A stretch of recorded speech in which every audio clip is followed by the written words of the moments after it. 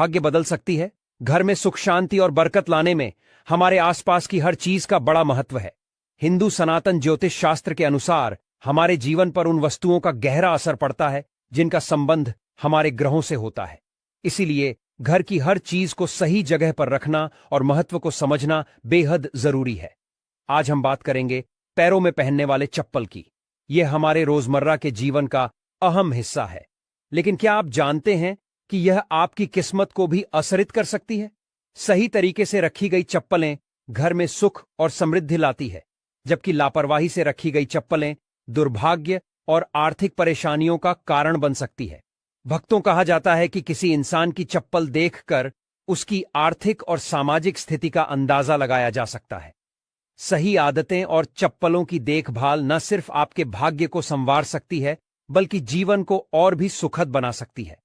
तो आइए जानते हैं उन महत्वपूर्ण बातों के बारे में जो चप्पलों से जुड़ी है और जिन पर ध्यान देना बेहद जरूरी है।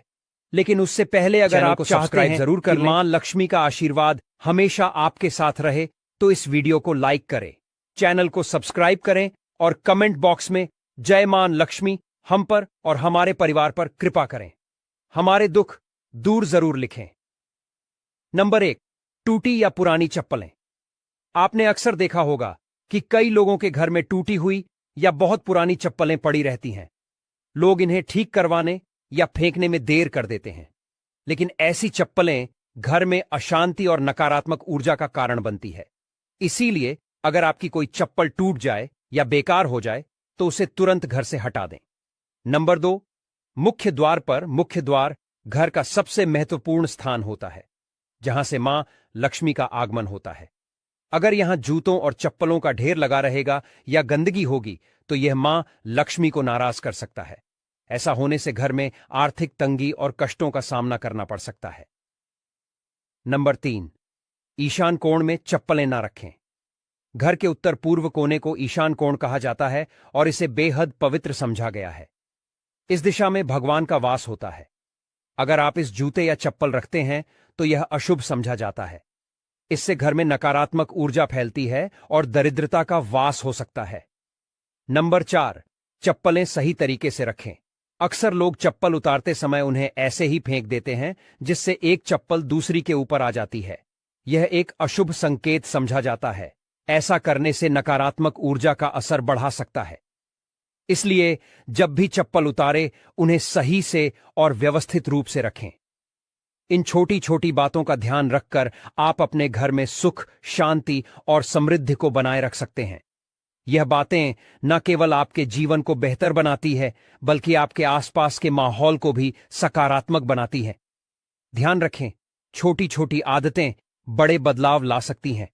अगर आपकी चप्पल उलटी हो या दूसरी चप्पल पर पड़ी हो तो यह बीमारियों का संकेत समझा जाता है। इसीलिए कोई चप्पल उल्टी दिखे तो उसे तुरंत सीधा कर दे और अपनी चप्पल को कभी भी उल्टा ना छोड़े। नंबर 5, घर में चप्पल को दहलीज पर खड़ा करके ना रखें।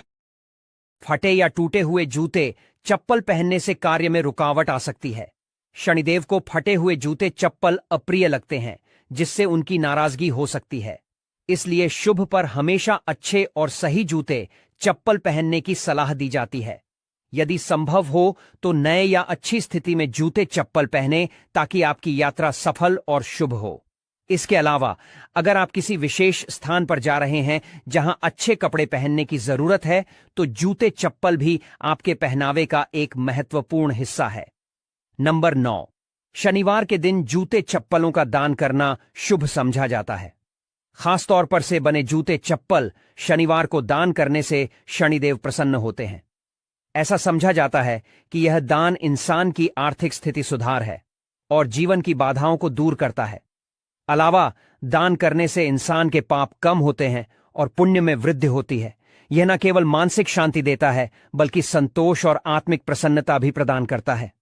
नंबर 10, घर में फटे पुराने जूते चप्पल रखने से बचे। पुराने और अनुपयोगी जूते चप्पल घर में से नकारात्मक ऊर्जा फैलती है।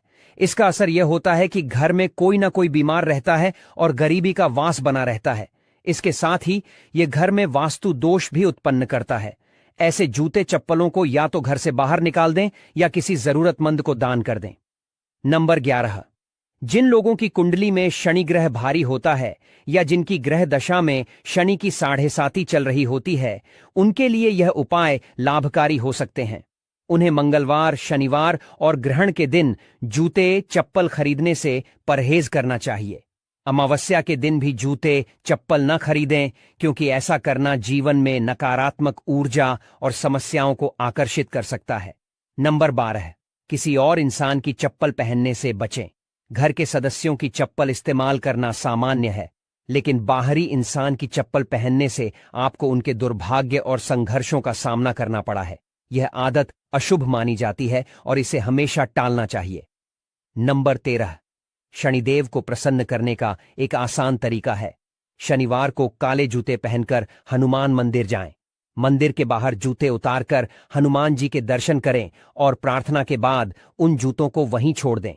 ये जूते किसी जरूरतमंद के काम आएंगे, जिससे शनिदेव और बजरंग बली प्रसन्न होंगे।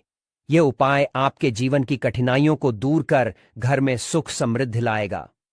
नंबर 14। अन्न और धन के भंडार वाले स्थान को पवित्र रखें। जहां घर का अनाज या धन रखा हो, वहां जूते चप्पल पहनकर कभी ना जाए।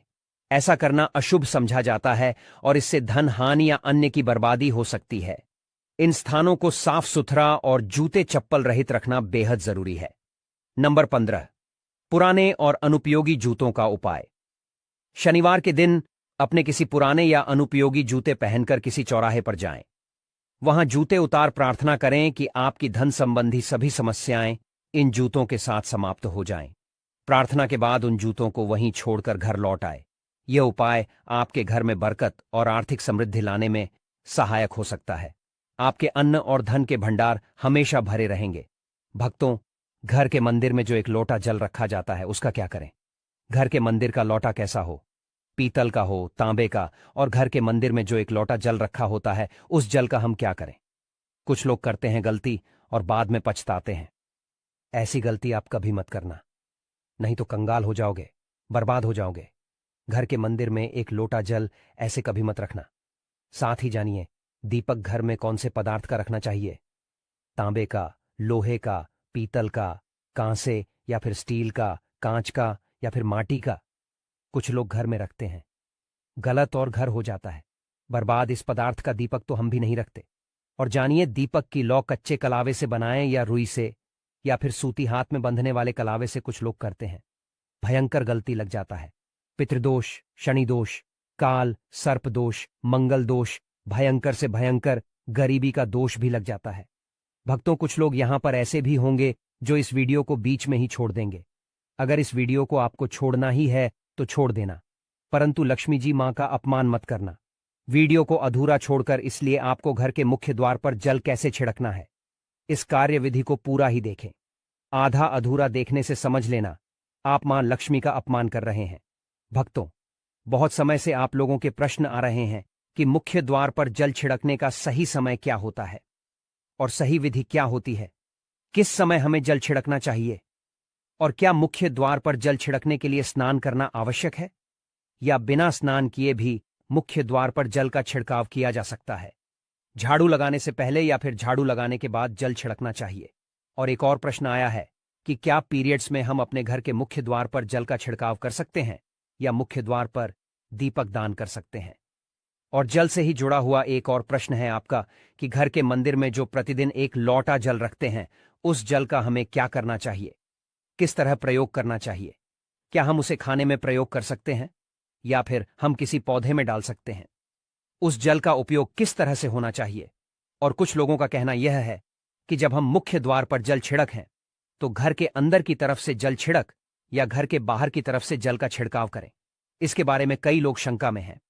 आज यह शंका भी दूर जाएगी और मुख्य द्वार पर जल छिड़कने से संबंधित आपका अगला प्रश्न है कि कई ऐसे लोग हैं जो कि फ्लैट में रहते हैं, कुछ ऐसे लोग हैं जो किराए के मकान में रहते हैं, एक ही कमरे में रहते हैं, तो उन्हें अपने घर पर मुख्य द्वार पर दीपदान किस तरह से करना चाहिए, जल कहां छिड़कना चाहिए, मतलब वह इस जगह को मुख्य द्वार मानकर वहां पर मुख्य द्वार से जुड़े हुए उपाय करें।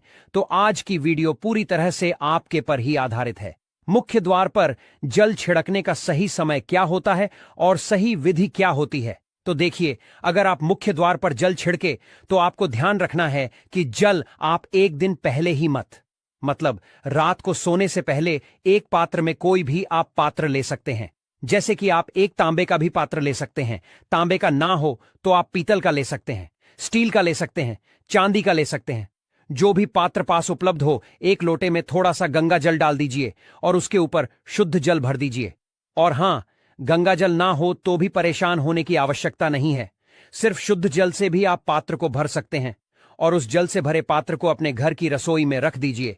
अब जैसे कि आप अगले दिन सुबह उठकर इस जल का छिड़काव अपने घर के मुख्य द्वार पर करेंगे। अब बहुत से भक्तों के प्रश्न आए हैं कि क्या हम स्नान से पहले यह जल छिड़क सकते हैं या फिर स्नान आवश्यक है। देखिए, मुख्य द्वार पर जो सुबह सबसे पहले जल छिड़का जाता है, जैसे कि जो रसोई में रखा हुआ जल होता है, यह एक तरीके से उपाय के तौर पर किया जाता है। भक्तों, घर में किसी भी तरह की परेशानी हो, किसी भी तरह के दुख दर्द रहता हो, गरीबी हो या फिर कलह क्लेश बहुत अधिक रहता है, मतलब किसी भी तरह की नकारात्मक ऊर्जा से आप परेशान हैं, बहुत समय से परेशानियों में ही गिरे हुए हैं, तो ऐसे में रसोई में रखा जाता है और यही जल घर के मुख्य द्वार पर सुबह उठकर छिड़का जाता है।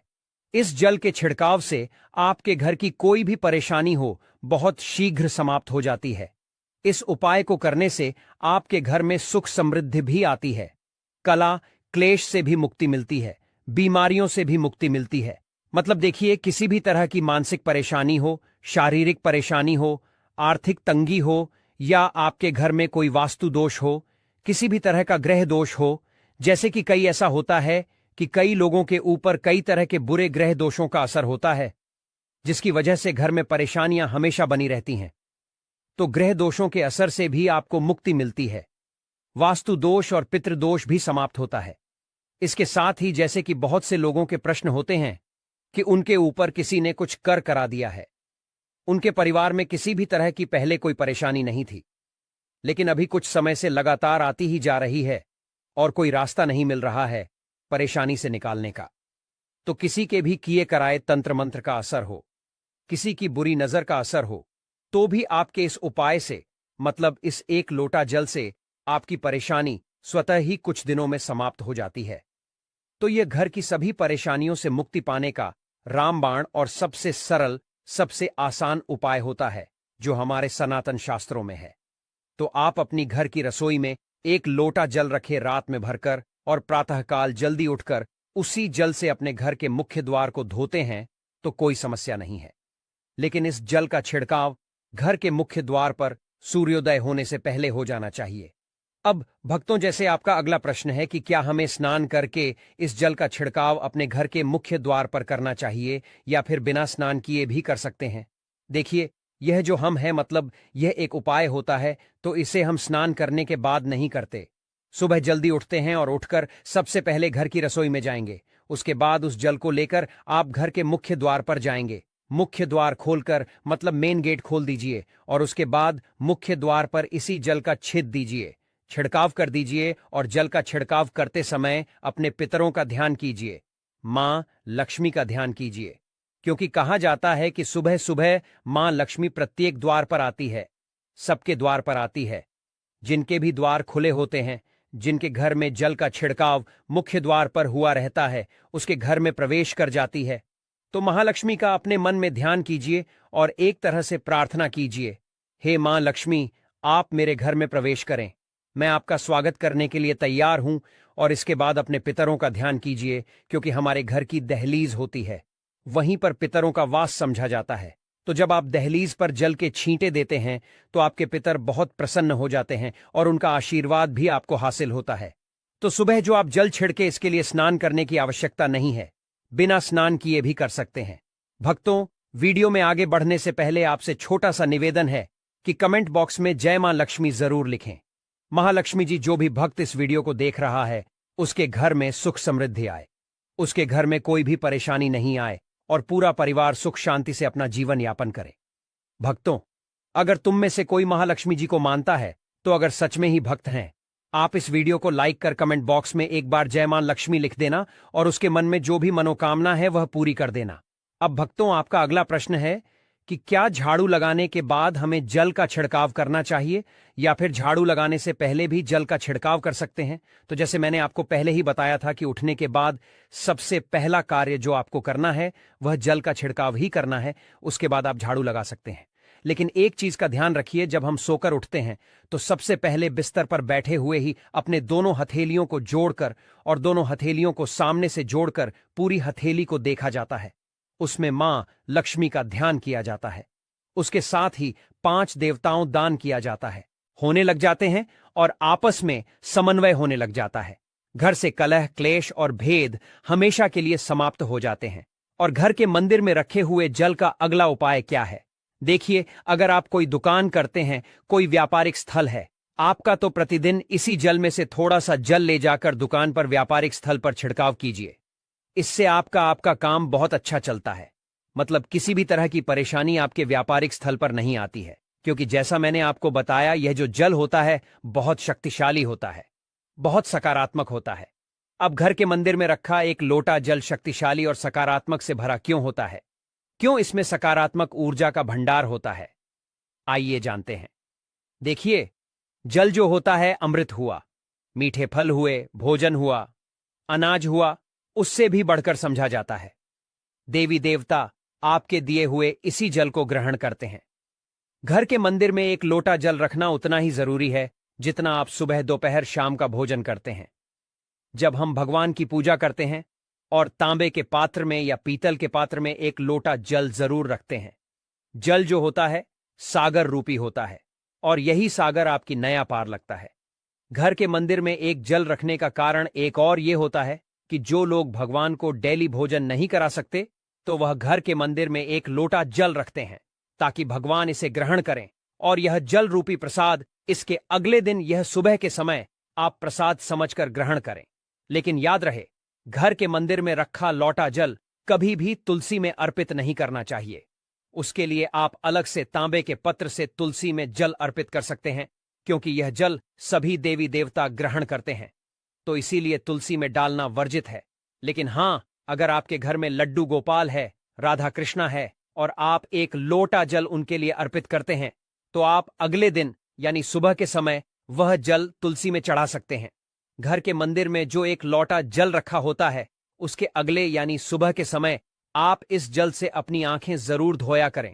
इससे आंखों में रोशनी बढ़ती है और आंखों में जितनी भी बीमारी आ जाती है वह दूर होती है।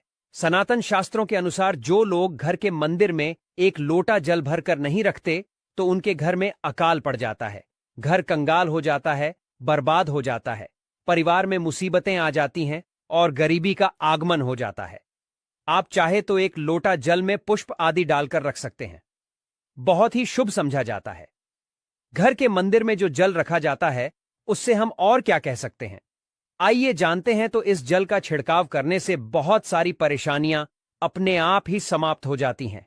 जैसे अगर आपके दुकान पर किसी की नजर लगी है, बहुत से लोगों के प्रश्न आते हैं कि हमारे काम को किसी ने बांध दिया है, मतलब किसी की बुरी नजर ऐसी लग गई है कि पहले तो दुकान बहुत अच्छी चलती थी, अब नहीं चल रही है, तो आप इस उपाय को कर सकते हैं। निश्चित ही बहुत जल्द ही आपको परेशानियों से मुक्ति मिल जाती है और दिन दुगनी रात चौगुनी आप व्यापार में तरक्की होती है। और हां, घर के मंदिर में रखे हुए जल को आप अपने घर की रसोई में खाना बनाने में, पीने में भी प्रयोग कर सकते हैं। लेकिन खाना बनाने में प्रयोग तभी कीजिए जबकि आपके घर में बिल्कुल सात्विक भोजन बनता हो। मतलब लहसुन प्याज अगर आपके घर में बनता हो तो खाना बनाने में इस जल का प्रयोग नहीं किया जा सकता है। फिर आप इस जल को थोड़ा थोड़ा परिवार के सदस्य मिलकर ग्रहण कर सकते हैं और बचे जल को आप अपने घर में पौधों में डाल सकते हैं। तो देखिए, ऐसा नहीं है कि घर के मंदिर पर रखा हुआ जल बेकार होता है, किसी काम का नहीं होता है। बहुत सारे उपयोग इस जल के होते हैं। अगर हम सही तरीके से प्रयोग करें तो अपने जीवन की बहुत सारी परेशानियों का समाधान मात्र इस एक लोटा जल से हम कर सकते हैं। तो ध्यान रखिए कि मंत्रों से अभिमंत्रित जल बहुत महत्वपूर्ण होता है, बहुत शक्तिशाली होता है। हमारे घर के मंदिर पर रखा हुआ जल देवताओं का आशीर्वाद होता है, क्योंकि पूरे समय वह देवताओं के पास होता है।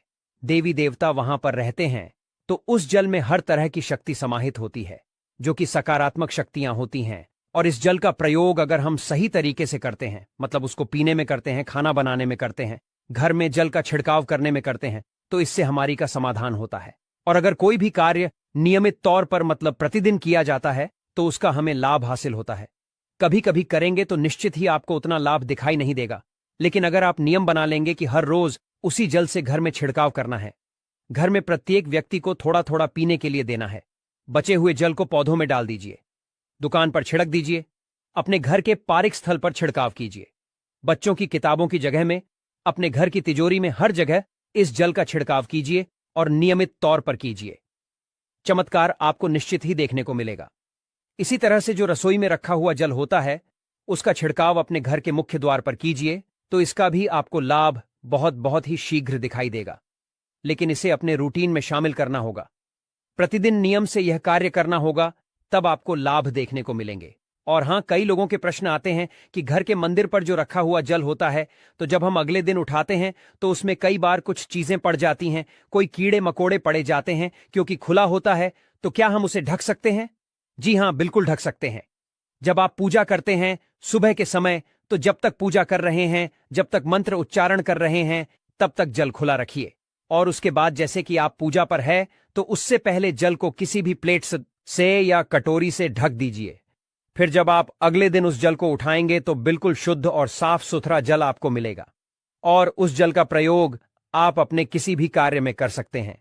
और भक्तों, आप जब भी घर के मुख्य द्वार पर जल छिड़काव करें तो गणेश जी भगवान का यह मंत्र जरूर बोले, और जो हमने आपको वीडियो में बताया है उसे ध्यानपूर्वक अच्छी तरह समझकर अपने घर के मुख्य द्वार पर जल का छिड़काव करें। भक्तों, अब जानते हैं दीपक किस पदार्थ का होना चाहिए, लोहे का, तांबे का, पीतल का, कांसे का, या फिर स्टील का, या माटी का, या कांच का। आखिर घर में कौन सा दीपक शुभ समझा जाता है? रखना, अगर गलती से भी घर में गलत पदार्थ का दीपक रख लिया है तो पूरा घर अस्त व्यस्त हो जाएगा, कंगाल हो जाएगा, बर्बाद हो जाएगा। भक्तों देखिए, स्टील के दीपक में पूजा करना घर में शनि को कुपित करता है। घर में लोहे के दीपक पूजा नहीं करना चाहिए, घर बर्बाद हो जाता है, गरीबी आ जाती है। बाजार में लोगों को लुभाने के लिए कांच के दीपक भी आ गए हैं। बिल्कुल भी गलती से भी घर ना लाएं, नहीं तो राहु केतु आपके घर चले आएंगे और घर बर्बाद हो जाएगा। कांच का दीपक शनि और राहु को नाराज करता है, इससे निकली लौ घर में तबाही ला सकती है। कांच का गर्म होना घर में रोग दोष परेशानी उत्पन्न होती है। कच्चा कलवा तथा रुई का दीपक ही जलाना सबसे अच्छा समझा जाता है। जो लोग सूती जो हाथ पर बांधा जाता है, कलवा उससे लौ की बाती बनाते हैं, तो उस घर में परेशानी और गरीबी आ जाती है। हुई और कच्चा कलवा ही शुभ समझा जाता है। तांबे का दीपक, पीतल का दीपक, माटी का दीपक धन की देवी मां लक्ष्मी को आकर्षित करता है। घर में कोई और दीपक नहीं लाना चाहिए। पीतल और माटी का दीपक शुभ और मंगलकारी समझा जाता है, जिससे शनि और राहु केतु भी प्रसन्न रहते हैं।